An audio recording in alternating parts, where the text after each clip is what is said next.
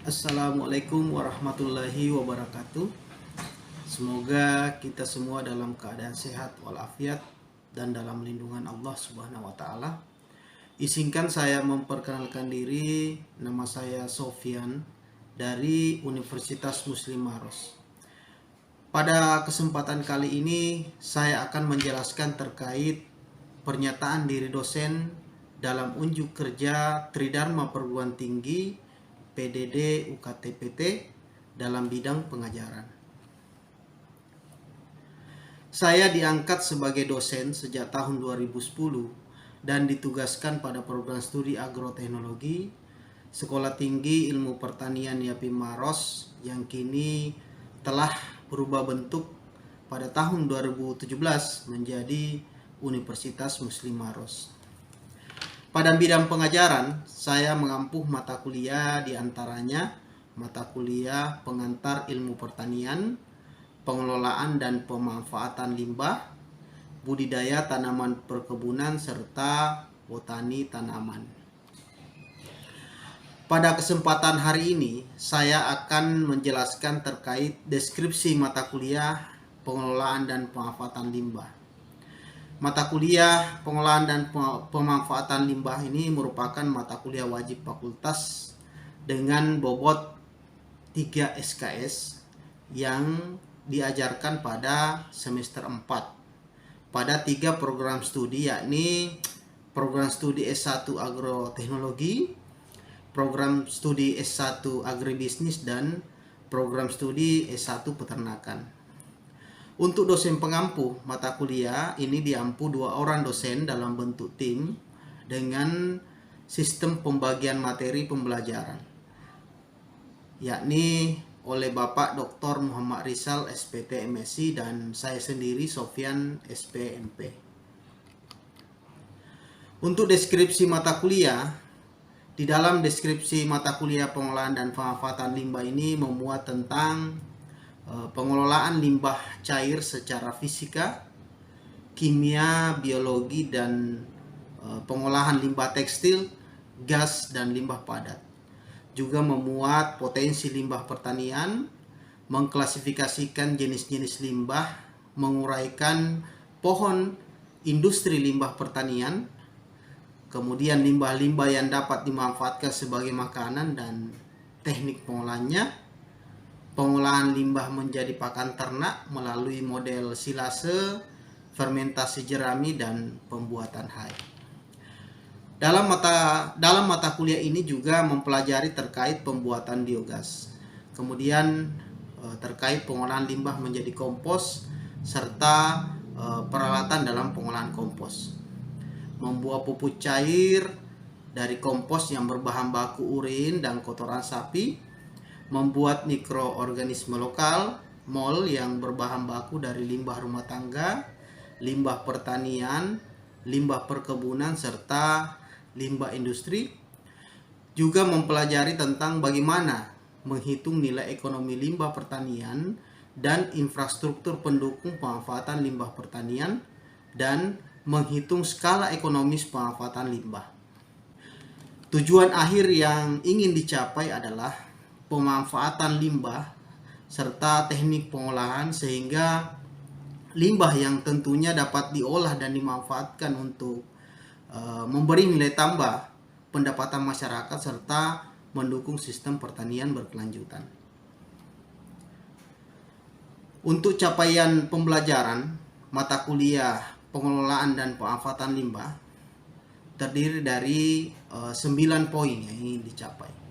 Yang pertama adalah mampu mengetahui pengolahan limbah cair, baik pengolahan limbah secara fisika, kimia, biologi, dan pengolahan limbah tekstil. Yang kedua, yakni mampu memahami teknologi pengolahan limbah gas dan limbah padat. Yang ketiga, bagaimana memahami limbah pertanian dan mengetahui potensi limbah pertanian, mengklasifikasikan jenis-jenis limbah dan pemanfaatannya, serta menguraikan pohon industri limbah pertanian.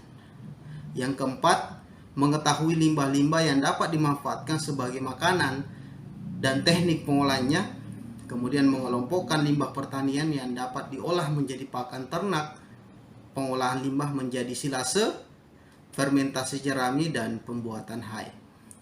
Yang kelima, mengetahui potensi limbah ternak untuk pemanfaatan biogas. Kemudian mampu membuat biogas berbahan baku lokal dan mampu mengoperasikannya. Yang keenam adalah mengetahui pemanfaatan dan nilai ekonominya, mengetahui potensi limbah yang dapat dimanfaatkan sebagai kompos dan pupuk organik cair.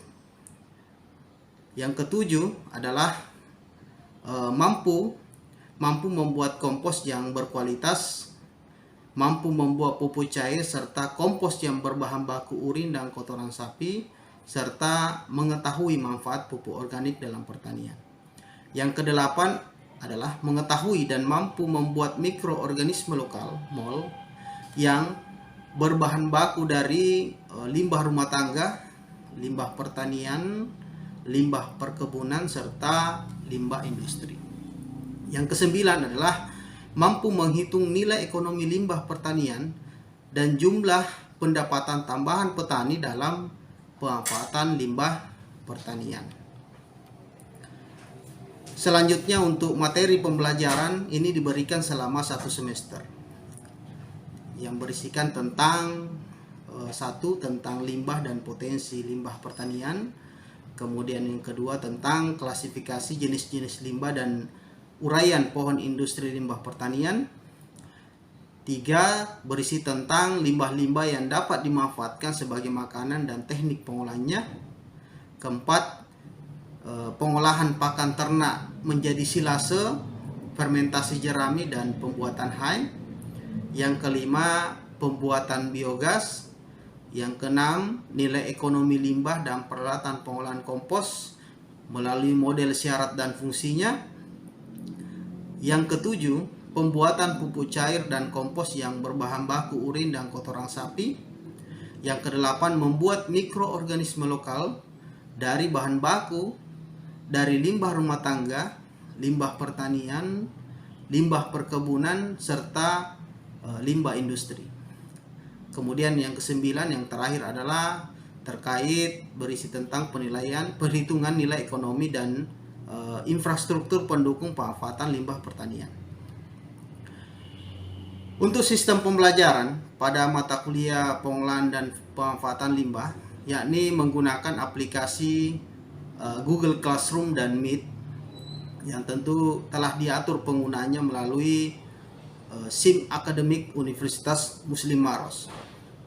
Untuk metode perkuliahan, saya menggunakan sistem Centered Learning, SCL, dan model Small Group Discussion, SGD, dan praktek.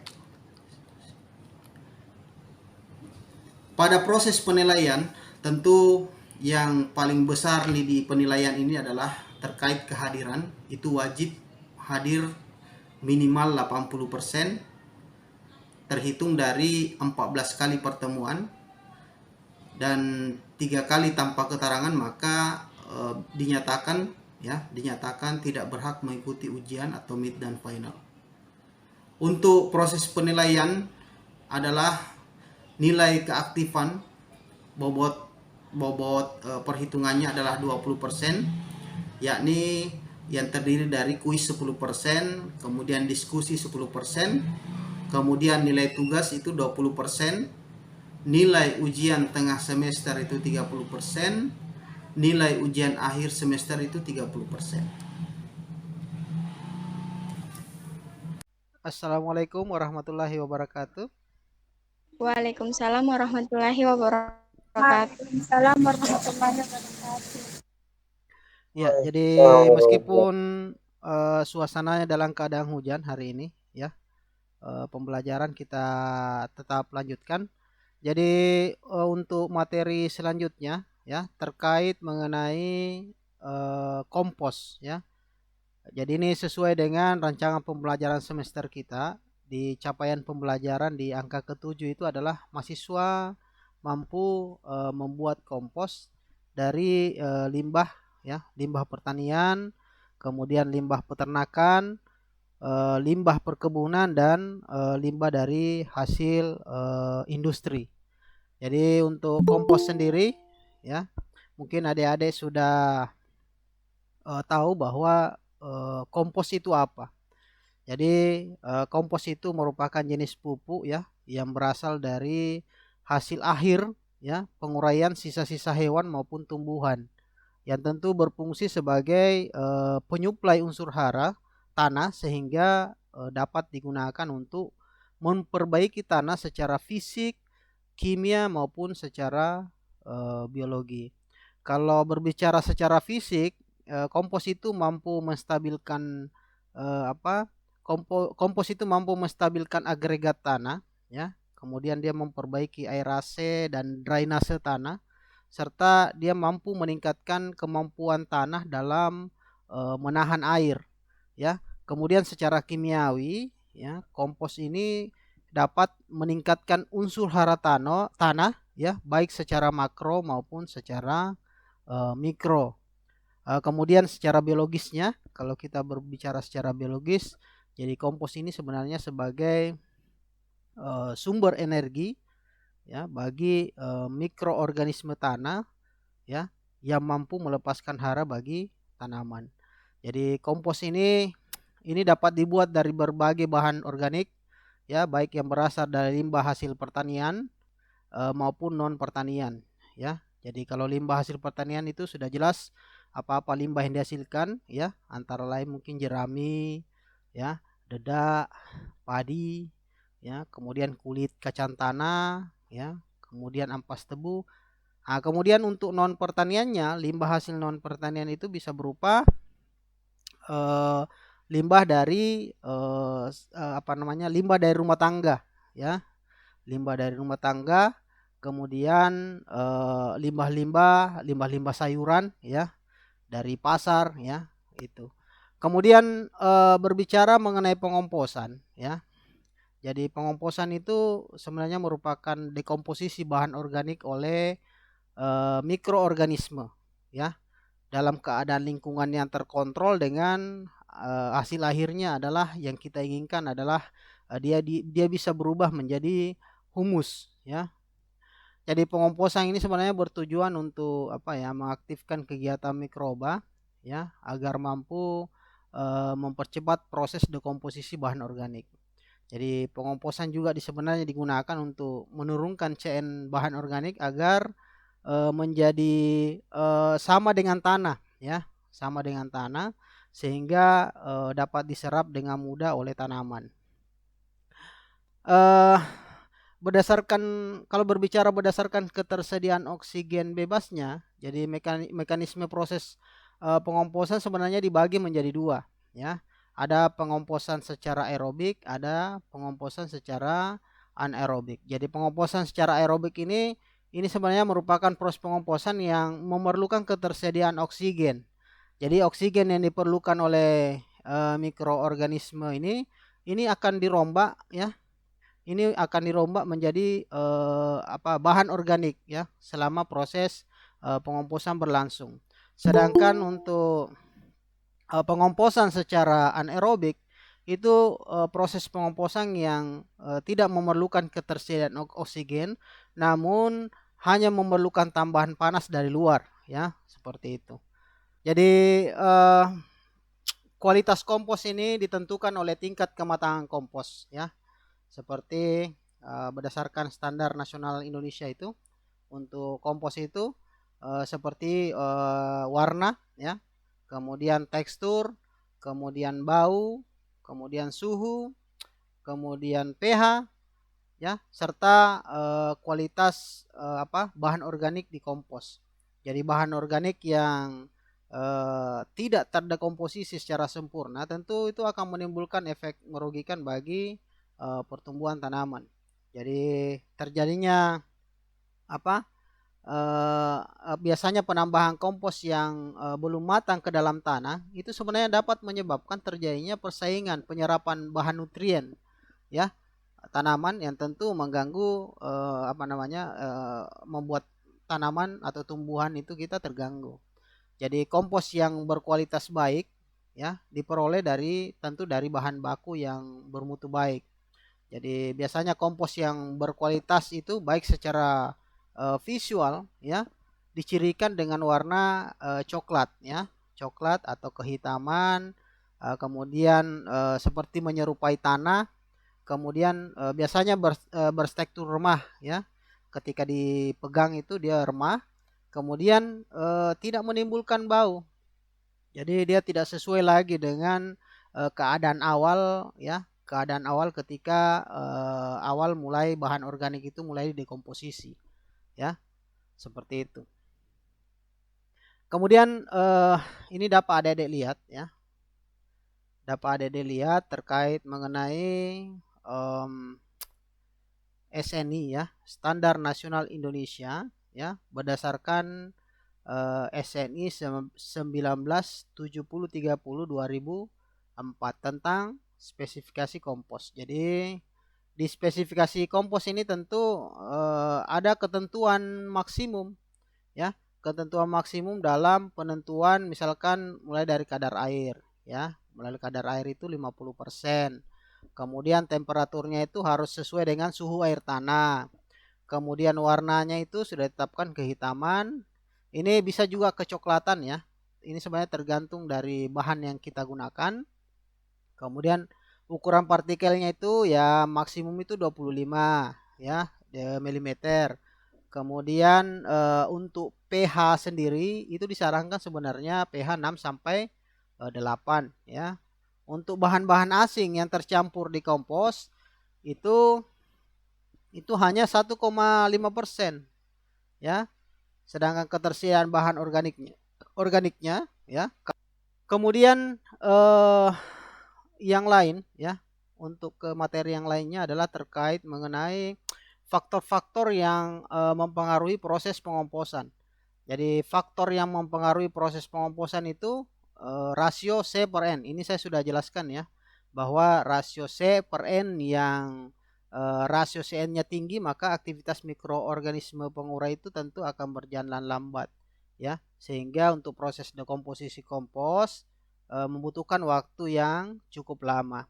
Jika CN rasionya rendah, maka proses pengomposan itu akan menjadi lebih cepat, ya, seperti itu. Kemudian terkait ukuran bahan, jadi ukuran bahan baku kompos ini sebenarnya berpengaruh terhadap proses pengomposan. Ya. Metode pengomposan ini menggunakan metode Indore, ya. Metode Indore sebenarnya ini biasanya diterapkan di daerah-daerah yang mempunyai curah hujan tinggi, ya. Jadi biasanya bahan organik yang digunakan pada metode ini biasanya dari campuran sisa tanaman, ya. Kemudian paling banyak biasanya menggunakan kotoran ternak, ya. Kemudian waktu lama proses pengomposan kalau metode di Indore biasanya itu paling cepat itu 3 bulan, ya. Nah, kemudian untuk metode Indore ini sebenarnya ada 2 metode, ya. Jadi ada bahan yang dikomposkan di atas tanah, kemudian ada juga bahan yang dipendam di dalam tanah atau dibuatkan lubang. Jadi yang dibuatkan lubang ini seperti pada gambar itu adalah Indore pit method. Kemudian yang dikomposkan di atas tanah itu adalah Indore heap method, ya. Tujuannya sebenarnya sama. Kemudian biasanya pada pengomposan dengan Indore heap method ini bahan-bahan yang dikomposkan ini ditimbung secara secara berlapis-lapis, ya. Tentu untuk ketebalan ideal setiap lapisnya itu adalah 10 sampai 25 cm per lapis, ya. Dimana biasanya bagian di atasnya itu ditutupi dengan kotoran ternak yang tipis, ya. Tujuannya adalah untuk mengaktifkan proses pengomposan. Sedangkan untuk metode pit metodenya, ya, biasanya bahan dasar kompos yang digunakan itu adalah kotoran ternak, ya, dan disebar secara merata di dalam lubang tanah, ya. Biasanya dengan ketebalan dia lebih tipis dibanding Indore heap method. Jadi biasanya ketebalannya itu 10 sampai 15 cm. Kemudian bahan-bahan komposnya itu biasanya disusun secara berlapis-lapis dan dilakukan penambahan air secukupnya. Ya memang bertujuan untuk bagaimana bisa menjaga kelembaban bahan. Yang menjadi rawan biasanya adalah menggunakan HEP method. Kenapa? Karena dia berada pada bagian atas tanah, ya. Seperti itu. Kemudian untuk metode Berkeley, ya. Jadi metode Berkeley ini tentu metodenya adalah wajib menggunakan bahan-bahan organik dengan rasio, ya, dengan rasio C/N, ya, rasio C/N yang rendah. Ini salah ya di di materi. Seharusnya rasio C/N yang rendah. Kenapa? Seperti jerami, ya, jerami kemudian serbuk gergaji itu adalah bahan-bahan yang sebenarnya C/N-nya itu rendah. Sehingga proses pengomposan, proses dekomposisi oleh mikroorganisme itu supaya lebih cepat, ya. Lebih cepat terdekomposisi. Jadi biasanya kalau di metode Berkeley tidak jauh beda sebenarnya dengan metode Indore, ya. Dia di Indore pit method, jadi bahannya juga tetap dipendam di dalam tanah. Cuma yang membedakan adalah kalau di metode Indore itu kebanyakan yang digunakan adalah dari kotoran hewan, ya. Kemudian yang pada metode Berkeley yang digunakan itu adalah dari bahan-bahan yang memang C/N-nya itu rendah, ya, seperti jerami atau serbuk gergaji, ya, seperti itu. Kemudian untuk metode windrow, ya, tentu metode windrow ini adalah proses pengomposan yang bahan baku komposnya itu biasanya ditumpuk memanjang, ya, dan ini biasanya dilakukan di atas tanah. Ini tidak sama dengan Indore tadi. Jadi untuk metode windrow, ya, metode windrow ini biasanya untuk agar untuk menstabilkan suhu dan kelembaban. Ini kan sebenarnya kelembaban di metode windrow ini bisa saja terjadi kelembaban yang cukup tinggi sehingga proses kekeringan bahan organik itu bisa saja terjadi. Jadi untuk memaksimalkan agar kelembaban dan menstabilkan suhu biasanya harus secara periodik, ya. Maksudnya jangan sampai kita menunggu 1 minggu baru dibolak-balik, tapi ini secara periodik. Untuk periodik itu kita bisa menentukan 3 hari, ya. Setiap 3 hari, misalkan 3 hari ke depan kita sudah bolak-balik lagi, 3 hari lagi ke depan seperti itu kita bolak-balik lagi. Jadi ini tidak boleh ditetapkan dalam waktu yang cukup lama. Kenapa? Karena ini berisiko karena dia berada pada bagian atas tanah, ya. Dan yang penutup ini, terpalnya ini tentu harus juga menjadi perhatian, ya. Jangan terpal-terpal yang tebal misalkan, yang dimana bisa menampung panas sehingga kalau bahan panas, ya, cukup panas tentu akan mudah terjadi kekeringan. Kemudian tentu akan membuat mikroorganisme itu akan cepat mati, ya, seperti itu.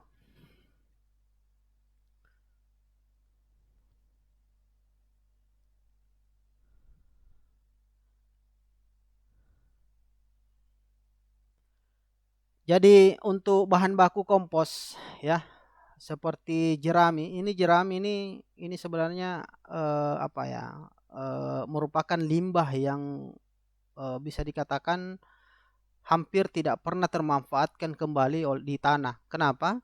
Karena secara garis besar saya lihat di Kabupaten Maros itu sendiri, limbah-limbah jerami itu biasanya langsung dibakar, ya.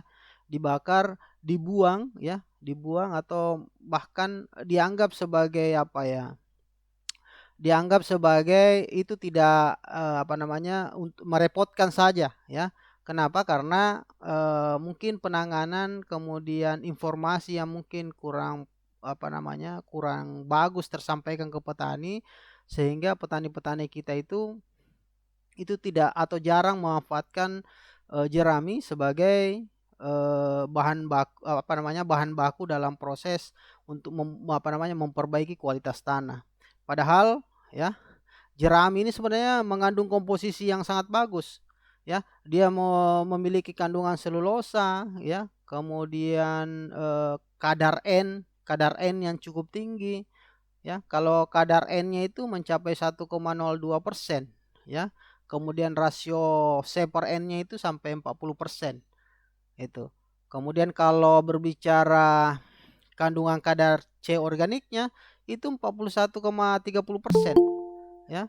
Tinggi sekali di jerami, sehingga seandainya ini bisa dimanfaatkan kembali untuk kesuburan tanah.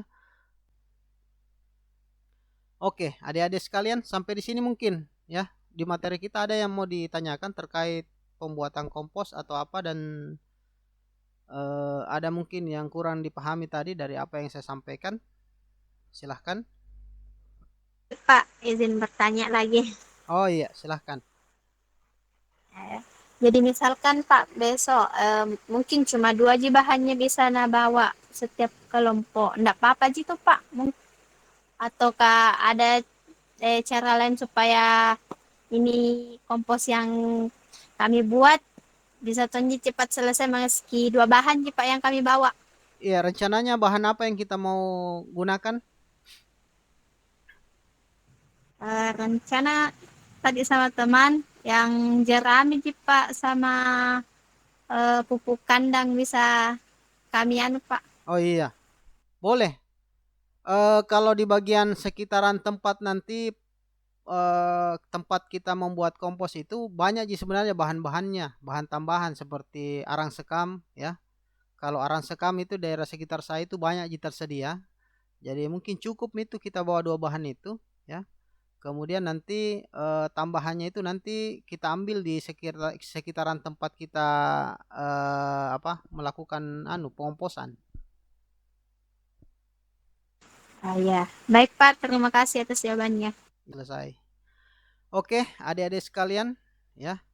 Terima kasih atas waktu dan perhatian adik-adik. Mungkin cukup ya kegiatan materi perkuliahan kita pada hari ini, ya. Tentu semoga apa yang saya sampaikan ini menjadi pengetahuan bagi adik-adik sekalian, ya. Tentu juga saya berharap keaktifan adik-adik sekalian dalam proses perkuliahan, ya. Dan mohon dikonfirmasi kembali apabila ada hal-hal yang adik-adik masih kurang mengerti, ya. Karena saya berharap sebenarnya di pengomposan ini adalah di mata kuliah pengolahan dan pemanfaatan limbah ini ada sesuatu yang adik-adik bisa buat sendiri, ya. Entah membuat kompos, entah membuat silase, ya, atau membuat yang lain. Yang jelasnya bahwa tujuan di mata kuliah pengolahan dan pemanfaatan limbah adalah bagaimana adik-adik ini mampu secara mandiri, ya, secara mandiri membuat atau memanfaatkan limbah-limbah yang ada di sekitarnya, ya, seperti itu. Tujuannya memang adalah limbah organik, ya. Limbah non organik ya tentu pemanfaatannya juga berbeda, ya. Jadi limbah organik ini kita manfaatkan, tujuannya adalah bagaimana kita bisa memanfaatkan di tanaman-tanaman yang ada di sekitar kita, ya. Oke, mungkin begitu adik-adik ya. Jadi cukup ya kegiatan kita pada hari ini. Sekali lagi terima kasih atas waktu dan perhatian adik-adik semua. Dengan perencanaan yang sistematis, persiapan yang cukup dan partisipasi yang aktif pada mahasiswa, serta dukungan dari sistem pembelajaran online yang telah disiapkan dengan baik oleh Universitas Muslim Maros, maka perkuliahan ini sudah berjalan dengan baik. Ini dapat dibuktikan dari proses kegiatan perkuliahan dan nilai tertinggi diperoleh oleh mahasiswa, serta yang paling penting adalah mahasiswa sudah dapat mempraktekkan secara mandiri pengolahan limbah menjadi bahan yang dapat bermanfaat bagi makhluk hidup dan lingkungan yang ada di sekitarnya. Demikianlah deskripsi mengenai mata kuliah pengelolaan dan pemanfaatan limbah. Semoga apa yang ingin dicapai dalam mata kuliah ini bisa terlaksana sesuai dengan tujuan pembelajaran. Terima kasih atas waktu dan perhatiannya. Wabillahi taufik wal hidayah. Assalamualaikum warahmatullahi wabarakatuh.